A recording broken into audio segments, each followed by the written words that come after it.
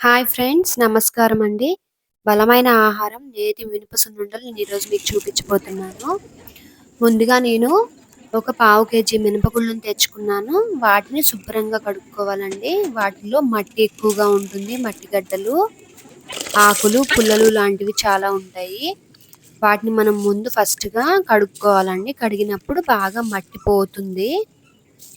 5-10 వంపుల దాకా కూడా పడతాయండి ఒక్కొక్కసారి. చాలా మురికిగా కూడా వస్తాయి వాటర్. అలా కడిగి పెట్టుకున్న తర్వాత గాలించుకోవాలండి.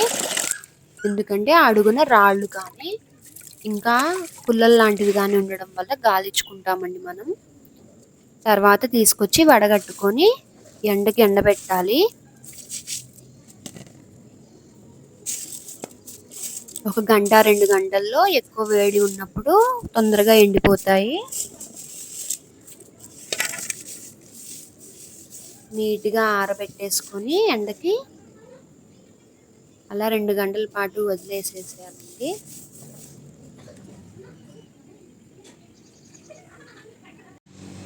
ఇక్కడ నేను 2-3 అవర్స్ ఎండబెట్టిన తర్వాత చూడండి ఎలా ఎండిపోయాయో. మంచిగా ఆరిపోయాయండి మినపపప్పు. ఇప్పుడు వీటిని నేను సన్న ఫ్లేమ్‌లో పెట్టి కళాయి మీద వేయించుకుంటానండి. 5-8 నిమిషాల వరకు లో ఫ్లేమ్‌లో వేయించుకున్నప్పుడు మనకి కమ్మటి వాసన అనేది వస్తుందండి. అది మనకి మినపగుళ్ళు వేగాయనడానికి సూచన అండి. ఇప్పుడు నాకు దగ్గర పడుతుంది. వాసన వస్తుందండి కమ్మగా మినపప్పు. నేను దీన్ని చల్లార్చుకున్న తర్వాత 2 గంటల పాటు చల్లార్చానండి.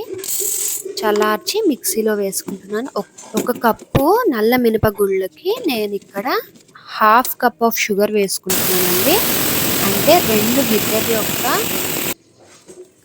మినపప్పుకి నేను ఇక్కడ ఒక ఫుల్ గ్లాస్ ఆఫ్ పంచదార వేసుకుంటున్నాను. ఇక్కడ నేను మీకు చూపించేటప్పుడు చిన్న జార్లో వేసుకోవడం వల్ల నేను 1/2 కప్పు 1 కప్ మెజర్మెంట్స్తో తీసుకుంటున్నాను. పావు కేజీకి 1.25 గ్రామ్స్ ఆఫ్ షుగర్ని తీసుకోవాలి. మిక్సీలో వేసుకోవడం వల్ల కొంచెం బరకగా వస్తుందండి. అవే సున్నుండలకు చాలా బాగుంటాయి. మిల్లుల్లో పట్టించినప్పుడు బాగా మెత్తగా అయిపోతే నోటికి చుట్టుకుపోతాయండి. ఇక్కడ నేను 1 కప్ ఆఫ్ నెయ్యిని తీసుకుంటున్నాను. చూడండి, నెయ్యి ఒక 1 కప్ తీసుకుంటున్నాను, సరిపోతుందండి. సున్నుండల యొక్క గొప్పతనం ఏంటంటే నేతిని ఇప్పుడు మనం ఈ మిక్చర్లో కలుపుకున్నప్పుడు చాలా కమ్మటి వాసన వస్తుందండి. కడుపు నిండిపోతుంది మనకి ఈ వాసనతోనే. ఇంకా తింటుంటే సున్నుండలు మరింత రుచిగా ఉంటాయి. ఇంట్లో చేసుకున్న సున్నుండలు చాలా టేస్టీగా ఉంటాయండి. ఇప్పుడు నేను మొత్తం నేతిని వేసేసుకుని మిక్చర్ లాగా చేసేసుకున్నాను. చేసుకుని చిన్న చిన్న ఉండలుగా చుట్టుకుంటున్నాను అన్నమాట. బాల్స్ అనేవి రౌండ్గా మెత్తగా ఎక్కడ గడ్డలు లేకుండా చేసుకోవడం వలన సున్నుండ అనేది పగిలిపోకుండా మంచిగా వస్తుంది. నేను ఇక్కడ ఎలా ఉండలు చుట్టుకోవాలనేది చూపిస్తున్నాను.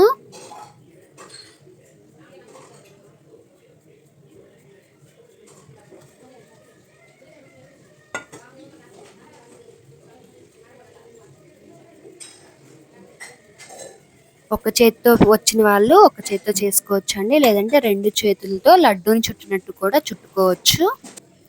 ఇలా నేను చుట్టి పెట్టేసుకుంటున్నానండి.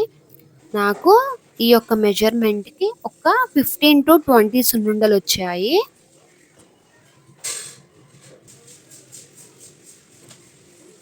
సున్నుండలు పిల్లలకి పెద్దలకి అందరికీ బలం అండి.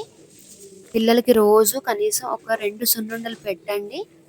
నేను మా పిల్లలకైతే క్యారేజీలో పెడతానండి. ఇద్దరికి చెరొకటి తినమని చెప్పి పెట్టేస్తాను. వాళ్ళు చాలా ఇష్టంగా తింటారు కూడా.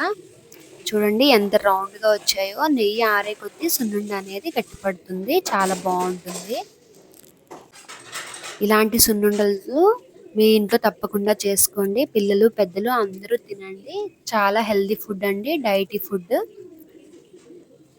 తప్పకుండా మీ ఇంట్లో ట్రై చేయండి. Thank you for watching. Please subscribe our channel. మరిన్ని రుచులతో మీ ముందుకి. Bye bye.